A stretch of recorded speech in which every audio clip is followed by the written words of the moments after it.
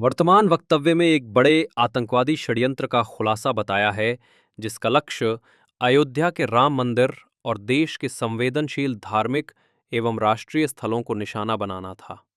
कुछ डॉक्टरों और अल्फला नामक विश्वविद्यालय से जुड़े व्यक्तियों ने खाद बताकर विस्फोटक सामग्री जुटाई और बड़े पैमाने पर हमले की योजना बनाई थी।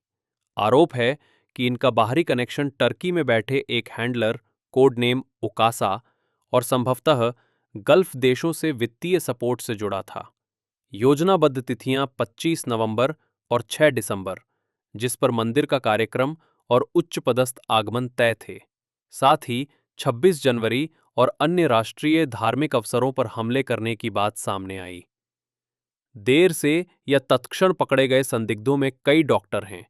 जम्मू कश्मीर पुलिस और केंद्र की सुरक्षा एजेंसियों की सक्रियता और गिरफ्तारी को वक्तव्य में साजिश नाकाम करने की बड़ी उपलब्धि बताया गया है।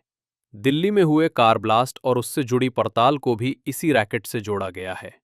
इसके साथ ही जनता को सुरक्षा एजेंसियों और समुदायों में एकता बनाए रखने का संदेश दिया गया।